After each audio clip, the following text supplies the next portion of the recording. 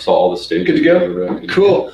What's happening, everybody? Man, thank you guys for tuning in to another episode of Coffee and Coaching, special edition. We're kind of live and in person, so it's. I think this is the first we were talking about. I think this is the first in person that we've been able to do this. So, super excited to be able to be in person. Although there is outside a mask mandate, which from Oklahoma and Texas, it's kind of a struggle. So I know I'll have to be reminded. Right. Yeah. But man, this is a mask-free zone. It's a mask-free zone. So this is cool. I'm absolutely honored to be here with Karen and Michael Foster and Scott Vosburgh. And man, thanks for having me in. And thanks for being on. Yes. We're just so excited you're here, and what you're going to do for us in the next 2 days. This is such a gift, and we're really, really blessed to have you here. Yeah, it's definitely an honor, and we had fun last night. We kicked some things off. We dove into the well a little deep. We did. Had a little bourbon, a couple cigars. Yeah, it was awesome, and some North Carolina barbecue. Yeah. How did you like it? It was delicious. Good. It was really, really good. So cool. So you guys have been on. I think you guys have been on Coffee and Coaching. Been trying to get Scott in. So I have to come to Greensboro to get Scott on Coffee and Coaching. So I would love you guys just to give a little bit of background and just a little bit of the story, and then what the hell are we doing here? Right. That's what we want to get into. Well, so just to give you a little context, so Karen and I worked together at REMAX for, we were together 10 years. Yeah. And so the formation of this partnership actually kind of arose out of a dream that I had. And so the funny story was that I had envisioned in this dream that we formed this real estate team and we had all these folks working for us, but we weren't at REMAX. And so I just happened to walk by Karen's office and said, "Hey, guess what? I had a dream about you last night. Let me know when you're free to talk about it." And I walked away. And he left. So now Michael wasn't there. He probably would have chased me down and beat me up. But Karen's like, "You can't do that." And so she followed me to my office, and I just shared with her, I had this vision. I saw her in that dream, and we had formed this team, but we weren't at REMAX. And so we just said, well, this is really interesting. And it's not one of those things that went away. So it kind of kept coming back to me. So we said, well, why don't we kind of further this conversation? So it just over time evolved into what would it look like to form a partnership and maybe leave REMAX and start something on our own. So that's kind of how it started. So interestingly, after a lot of background research and kind of, I guess our due diligence, we found a home here at EXP. So a great place to land after being, 18 years for me at REMAX and 11 for you, is that right? Yeah, it's interesting. It's interesting when you live that experience, and now we're on the other side where we're trying to encourage others to join. Yeah. And we took our time, and we really, once we made our mind up we were going to do something. I mean, we were 3 or 4 months really diving into it, and thank goodness Karen had this terrific relationship with Kyle Whistle, and Kyle couldn't have been a better guide. He was a beacon of light. And it was not about the money. It was about what this was all about with EXP, with the community of spirit, everybody helping, the support, the technology, everything about it. So, I would just encourage anybody who's thinking about making a move, make sure you do your due diligence and take your time and ask the right questions and really do your discovery. So that's a great point. What were some of the questions that you guys were trying to get clear on, leaving REMAX, being there for so long? Like what was important to the three of you to uncover when you were looking to make kind of a transition? We all had different reasons. Yeah, the spirit of cooperation was huge. I mean, I'll say that I felt like at REMAX you were on your own. I mean, to a degree. So there was a bit of a scarcity mentality there. So viewing your fellow realtors as competitors, not as colleagues, and really opening your playbook and sharing, that was not the culture that we were coming from. And so that was important. We wanted a place where there was an abundance mentality. And so I think just in our research, talking to Kyle and being introduced to others at EXP, that was evident from the top down. And then, of course, our revenue share structure, aligns that way because people are incented to open their playbooks and help each other out. So, Yeah. What about for you guys? And I think it was that everyone helping one another, but then also growing. I mean, we felt like we were stagnant and we didn't have a way to grow our business. And we wanted to grow our business to a higher level, but then also kind of have an exit plan. One day, 4 or 5 years, we may want to retire, and what are we going to do it, and what does that look like? Yeah. So I think EXP kind of offered some of that as well. So. Yeah, it's one of those things that we were talking about it earlier this week, is that within the model, it gives you a true exit plan in an industry that doesn't have one. Right. Yes. So think about that. In real estate, you just stop practicing real estate, right? Because most people don't have a business to be able to build and either hand over, sell, right? There's just nothing. And I love Kyle's story. When he was coming, to EXP, he was selling his business. Yeah. But what he was selling was going to require him to stay committed for like 3 years. And what he was going to make was the same. It was like, this makes no sense, right? And so knowing, I can attest to that, selling a real estate business as well. Right. And I mean, you guys would laugh if we told you, what we sold it for. And, it's nothing tangible. It's no real asset. Yeah. The other thing is, we looked at it as a 2-part decision. Once we were comfortable that we thought EXP was the right platform to support our business, the other part was, where do we come in? Where do we align ourselves at EXP? And I think that's something a lot of people don't think about when they get this enamored about EXP. Who you come in with is such an important part of the decision. Yeah. And I mean, you've said it time and time again, John, so I don't think I'm being, selfish with this. We are in the strongest downline at EXP with the Honey Badger Nation. And that has come back to help us many, many times. Yeah. And lots of people within the group, this whole group, are offering so many different things and just willing to share. It's not just Kyle. Kyle is awesome, but then Mark Pattison, he's sent us a lot of different things, and it's just everyone's just so open and so willing to say, here, this is what I'm successful with. Now we have to follow through with it. Right. And that's, how many times you give people, or you go to a conference or something like that, and you take all these notes, and that notebook sits in your file, and you don't do a darn thing with it. Right. Absolutely. So that's. Yeah. I think, Michael and I were on the drive from the airport over to the house last night. We were talking about that, and we threw out kind of a statistic, and we tend to think it's a little bit more than that, but you were talking. I said maybe 50% that they don't. What do they not have? They don't have a business plan. They don't have a business plan at all. They just come in every day, sell, and try to make a commission, and then hope they have enough money to pay the bills. And so I threw out to John, I bet you half the agents in the United States probably don't even have a business plan. And then I think it's probably closer to 70, probably 70%. Really?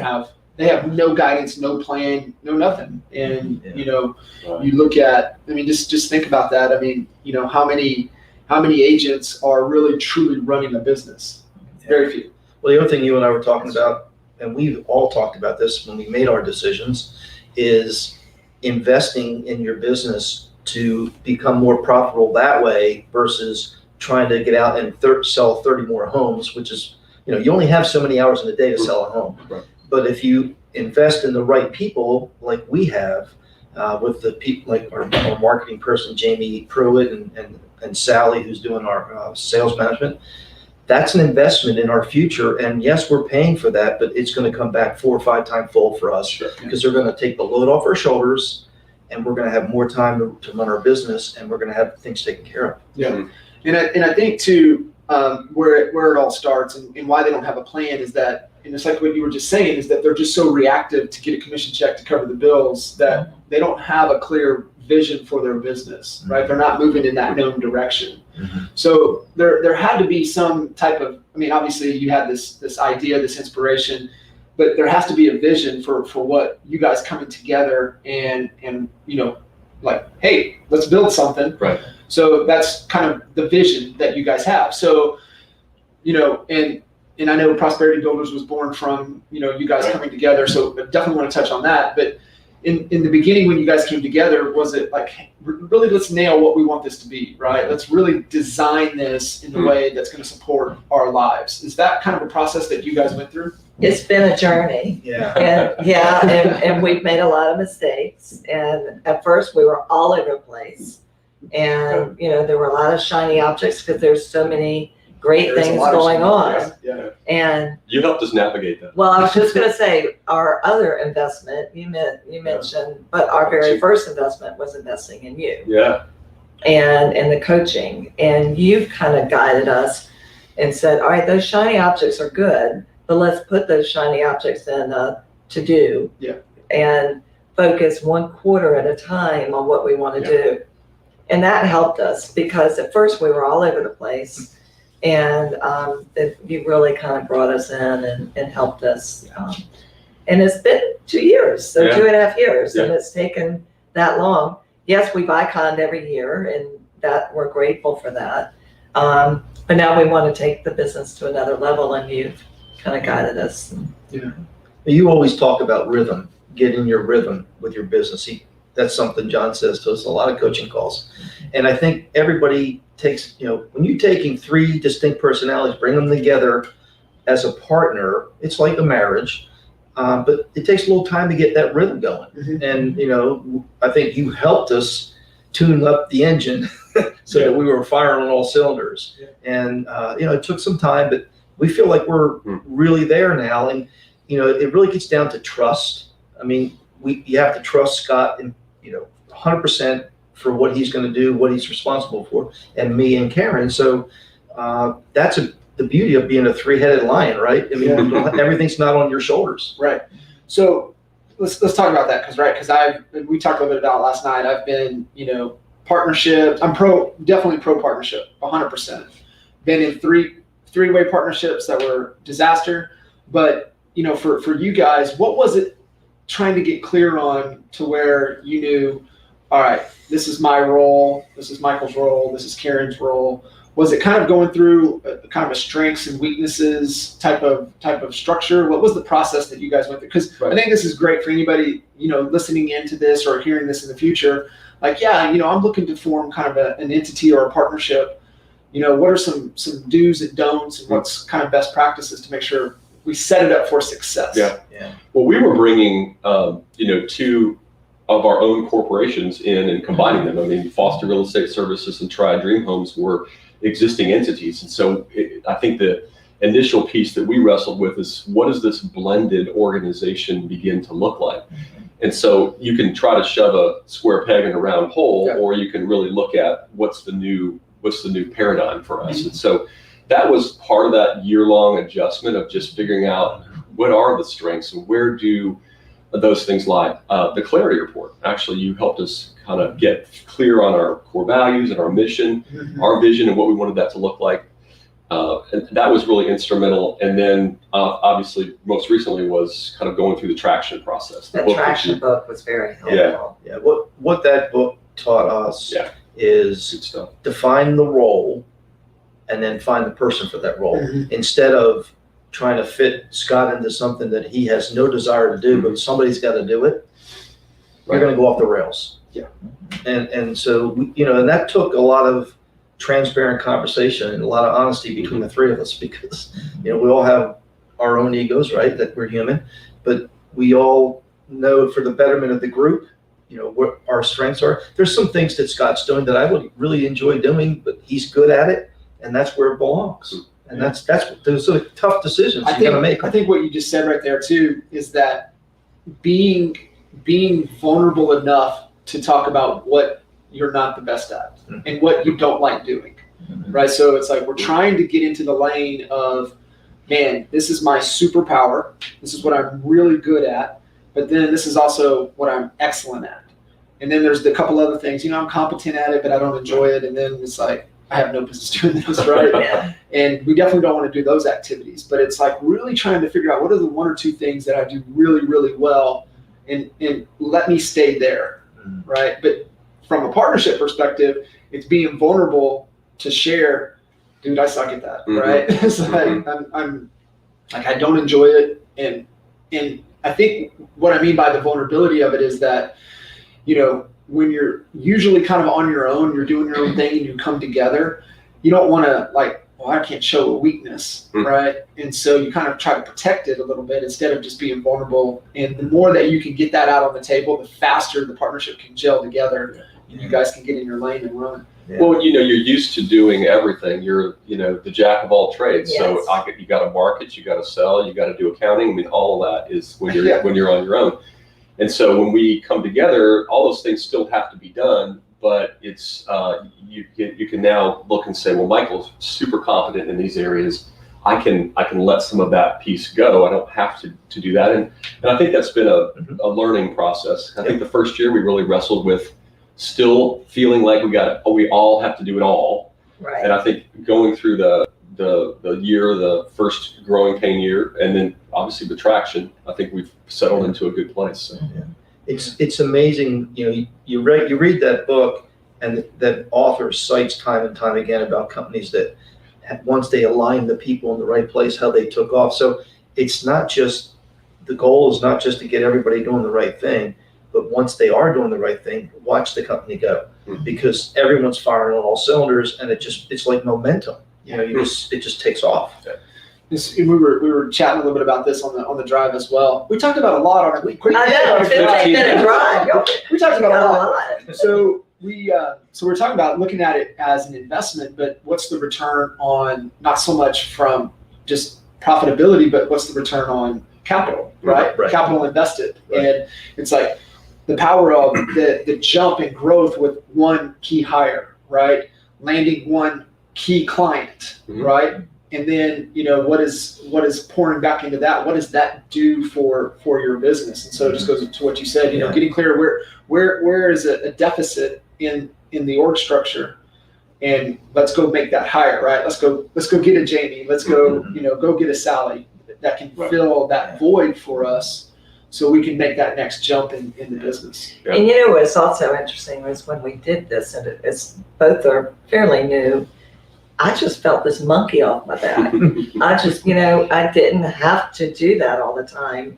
Because I That's knew it was, huge. it was, so it allowed us the opportunity to kind of do other things too. Like, we're still in production. Yeah. And so still sell real estate, but then also there's a lot of agents that are hearing about this prosperity builders that we have created too. So we're, you know, making appointments and meeting with some of them too. Yeah. Let's talk about that. So where did Prosperity Builders, where did that even come from? Well, first of all, the founding core value that we started with was what you came up with, honestly, and it was a sort of an offshoot from your triad group, which, you know, you say that, you know, give us the pitch, Scott. What's the... Well, so it's our goal was to be the destination for top producing agents in the triad. That's where that started. Right. Yeah. And so that was an offshoot of just, honestly, I started a Facebook page 10 years ago that was a desire for like-minded agents to come together and share resources and share ideas. And so that was always my desire, was for there to be an abundance mentality. If I wasn't experiencing it in my last brokerage, I certainly could help create that outside of that. And so there are about 1,200 agents in there now. And so it's grown to the point that it's been a great resource for more than a decade. And A lot of people use it, and I think that's where, as prosperity builders, as we started to think about what kind of organization did we want to have in our downline with EXP, it was clearly one with an abundance mentality. And so I think one day we were just kind of talking about, what does it look like to have a prosperous, healthy organization? And it's like prosperity builders. I mean, it just kind of morphed out of that. Yeah. And, you know, what we struggle with is, you know, we're Vosburgh Realty Group. That's our corporation. And as we add new partner agents into our business, they don't work for Foster Vosburgh Realty Group.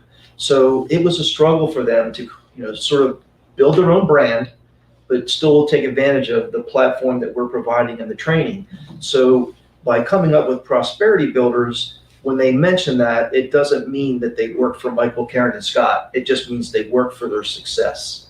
And they can still brand themselves with Prosperity Builders without worrying about trying to say that they're not part of our group. Right. Yeah. Yeah.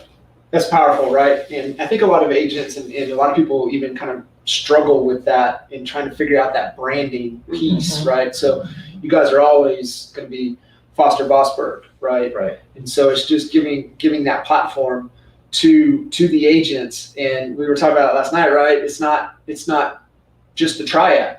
And that's being in a model and a platform that allows you to expand that thinking so much bigger. And that's where, I mean, everybody does that, right? They don't think big enough. Yeah. And so it was cool to hear, and that's what I was listening for last night, because I've heard you say that so many times, but triad was not in there anymore. Right. And so it was really cool. Well, as we've attracted agents, in different markets, we're starting to see the triad was too limiting a belief. Yeah. And so now you start thinking about, well, is it the region? Is it North Carolina? No, I mean, we're wide open in terms of where we can attract agents from. And so the platform, we've kind of got three key pillars that we look at for Prosperity Builders. And the first one was You're Not Alone, Yeah. which is what we've all been talking about, where everyone is supporting one another. So they're starting their own business or running their own business, but they have support. They have support from us. All the other agents that we've been fortunate enough to partner with as well, there's 50 of them, and they have actually formed different accountability groups within each other. But then we also have you, and we have, Kyle and Dan, and just, I mean, I can go on and on. So let's hit on that, right? So we got three key points. So first is agents helping agents. Yeah. Right. So why do you guys believe that that's so important? So here's what our thinking was. The traditional company that comes out of a brokerage, it turns into how much does that other agent get in their commission split?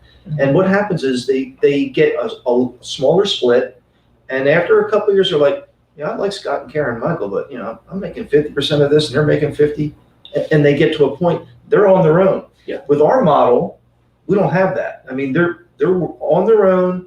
We support them with the training, right? And they just give us a referral if they use one of our leads. So it doesn't cost them anything until they make a sale. So we're not becoming a cost burden. We're becoming an asset to help them grow their business. Yeah. Yeah. It's sort of a 180. Yeah.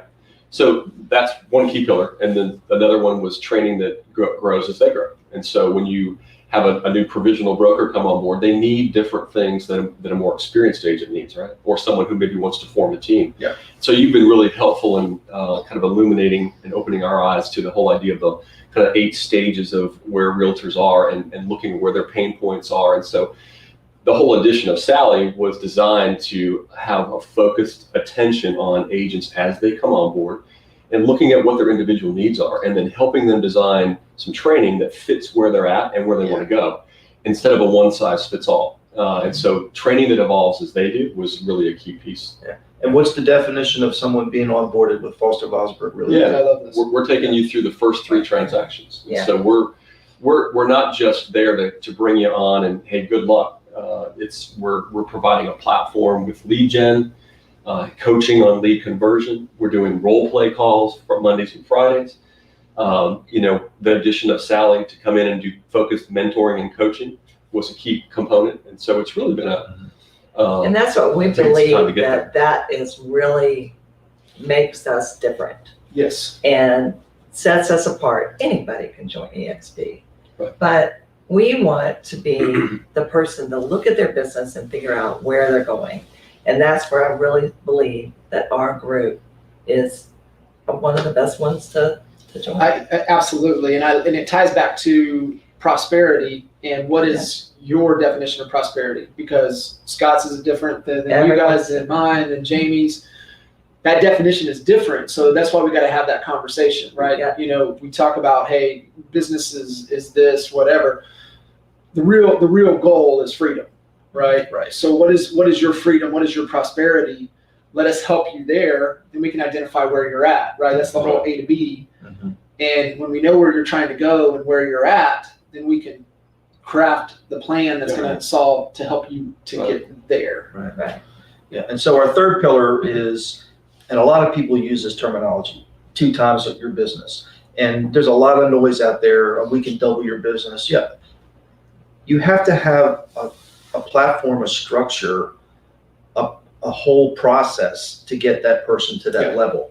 And so, you know, next month we start our business planning and budget planning with 50 agents over a period of time. And with your help with the Clarity Report, which we'll use, we'll help them put a goal together for 2022, back down to how many units they have to sell to do that, back down to the marketing costs they have to spend, the whole thing, so that they're running a business. And they have a pathway to follow instead of getting lost. And also not worry about if you have 1 month that you don't have the 4 sales, you know how to get to the next level the next month. I'm very proud to say to you that we had 29 of our agents at least 2 times their first quarter business in the second quarter. That's awesome.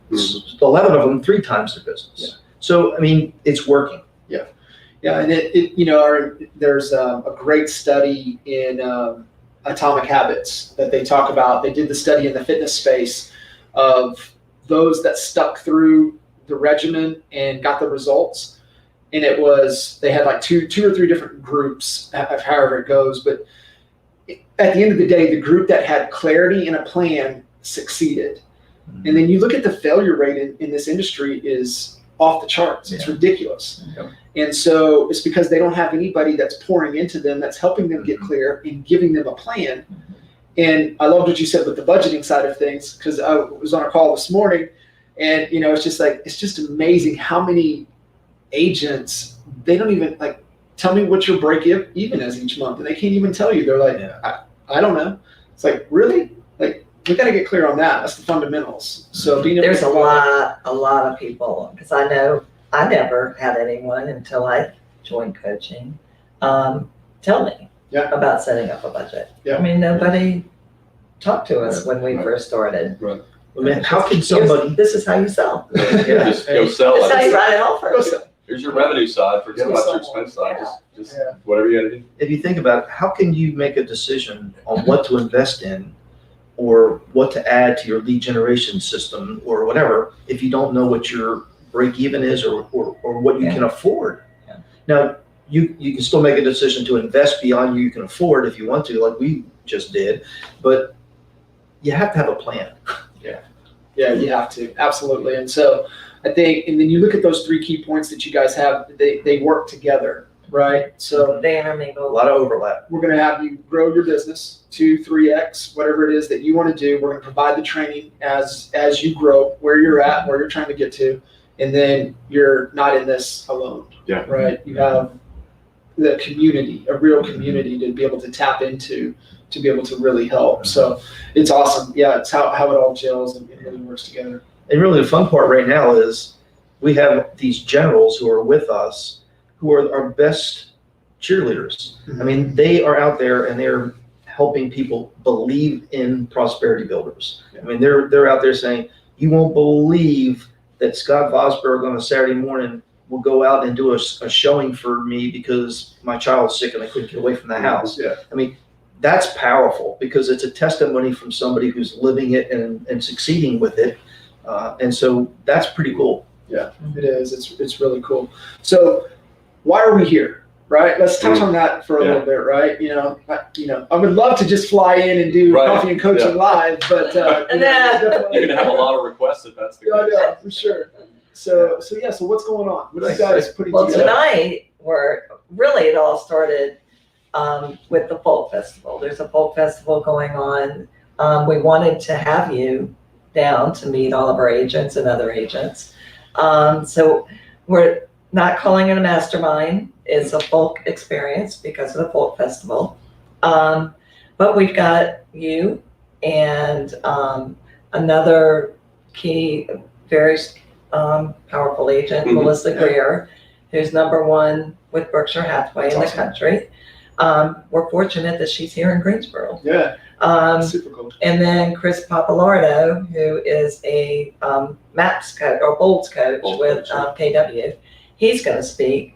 And between the three of y'all, we've attracted 130 Yeah. 130 agents agents. that are coming to hear you so that they can grow their business. Yeah. So what can we do? So like what you said with your Right to our core values. Facebook page, we're bringing agents together so we can all support one another, and that's what we're doing. So that's why you're here. And Yeah. And there's a lot of apprehension from some of these agents. They think they're going to come in here and then we're going to slam them over the head about EXP. That's Yeah. not the purpose of this. It's just an extension of our core value of agents helping agents, cross-branded, cross-brokerage. All three speakers come from 3 different companies, and it's really just about giving value to these agents so that it breaks down that barrier, so that when we're doing transactions together, it's a friendly business transaction instead of an adversarial relationship, which many of these have been in the past. Mhm. one Yeah. of these times are so challenging too. It was kind of like you're going to talk about mindset. Yeah. Which you I think that one of the things to consider, and this is always what we always challenge people going into events, is be clear on what your intent, your objective. What's the one problem that if I go into this event, what's the one problem that they can help me solve? And it's the whole, you can listen, but listen for what's useful for you right now. Right. And then how can you apply that? And I know that's one of the key things that you want to drive home from the event is we're going to help you, get clear, really be clear on what your problem is. And then with all the information that you're going to learn over, this period together, what can you apply that can really help you solve your problem? Yeah. What's that takeaway that if you take action on that, you execute that into your business is going to get that jump for you heading into the new year. Mhm. Yeah, it's really cool. I'm super excited. You guys have done a phenomenal job of getting this all put together. What's the biggest lesson learned so far? I mean, we haven't hit the event yet, but what's one of the biggest lessons learned so far? It's spreading the message. I mean, getting that message out there of what the reason for the event is, so that they don't feel intimidated about coming on board and joining it, and also showing them that it's just not another mastermind or another boot camp or whatever you want to call it. Mhm. It's a lot more philosophical. It's kind of 30,000 feet, but it's also right on the ground. So I think it's getting that message out. Like the book Attraction says, you got to get your message out and make it clear so that people are willing to support you and join the event. And I think that was a new experience for all 3 of us to put something like that together. Again, never would have pulled it off without Jamie and all his wonderful marketing efforts, because he got that clear message out there. Yeah, it is. It's one of the biggest challenges, and especially typically in an industry that if they're not at EXP, they're looking through that lens like, I wonder how they're going to try to recruit me, right? So and that's not even true. It's not even remotely true, but that's the perception, the lens that they want to look through things. So I think being able to get a message out to lower that barrier, that guard, get their guard down to where they can come in open-minded to be able to learn something to help grow their business. That was a key part of wanting, really from the outset, to have that to be cross brokerage. So we were really intentional about who are strong voices in our local market that would be willing to participate in something like that. And so to have, like we talked about, to have a Melissa Greer in our market who's #2 worldwide with Berkshire Hathaway is just nuts, right? We're a small market for the most part. And to have a national bowl coach, with Keller Williams, there's only 37 of those in the nation. Oh, wow. Again, here in our little local market. And so they were both excited about the opportunity to come and speak on their specific area of expertise. And so it was just a perfect blending of the great information that you've poured into us. We want the masses to be able to hear that. But then just the great stuff on branding that Melissa has done over the years. And Chris just really strong on systems and processes, all things that we all need to know, whether you're a provisional broker, brand new, or you're a seasoned agent. You need these things. There's a lot of seasoned agents that don't have any systems and processes. I don't even have a CRM. Notepad. That's right. Yeah. Yeah, but a year ago, about a year ago now, I had lunch with Chris Paparlato, and he and I were just talking about, all right, you're not going to recruit me, and I'm not going to recruit you. Great, we got that out of the way. What do we want to do here?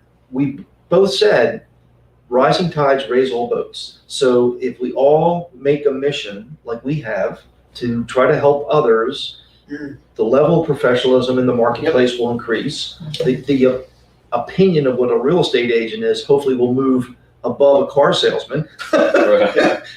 So it takes time, but you got to take baby steps. Yeah. And eventually it'll come together. Yeah, for sure. So I know I think when we were on, we chatted bourbon a little bit. But Oh yeah. We dove into some pretty good stuff last night. What was it? Was Jamie that brought the good You stuff, did. right? We polished Yeah. that whole bottle. I know. I posted it on Instagram. I It's saw a that. story. I know it's a good night when the bottle gets. So, Jamie, what was it? Old Nick? Old Nick Williams. We'll give a little shout out to Old Nick Williams Distillery, which is here in Louisville, North Carolina. And then we had Fisher's, which is literally the distillery's next Right door next to door. Right us. to this wall. Yeah. We may not sell a lot of homes. We'll have a lot of great whiskey. And then we had Bullet. Yeah. And what was the other? Oh, Jefferson Reserve. Yeah. So we didn't- get all those out. We didn't get them out. We focused on one. But yeah, it was really, really cool. It was a great night. Great cigars. Great Yeah, cigars. cigar, whatever that In a one- beautiful evening. It's outside And and cool breeze. Yeah. the weather, it And wasn't. some traditional Lexington barbecue, so a little different than your brisket that you and Very much different. Yeah. But yeah, it was good. Good. It was really good. Mhm. Yeah, it was awesome. So fantastic. Really appreciate you guys a lot. And then definitely, like I said, honored to be able to come in and, just add value to Prosperity Builders and what you guys are doing. So anything that we wanted to touch on before we call this episode a wrap? No, I mean, if you're in the Greensboro, High Point, Winston-Salem area, I mean, we still have a few more tickets left. Let me make a little commercial for the folk experience. It's tomorrow from 8:30 to 4. It's breakfast, lunch, 3 fabulous speakers, and then a cocktail hour at the end. And like Scott said, where are you going to spend $25 that's going to give you that kind of value? So still not too late to sign up. Go to prosperity-builders.com and still join us. We'd love to have you come on. Yeah, absolutely. For sure. Cool. Well, thank you guys so Thanks, much. John. And we'll Thanks. see you guys on the next episode. Thank you. thanks.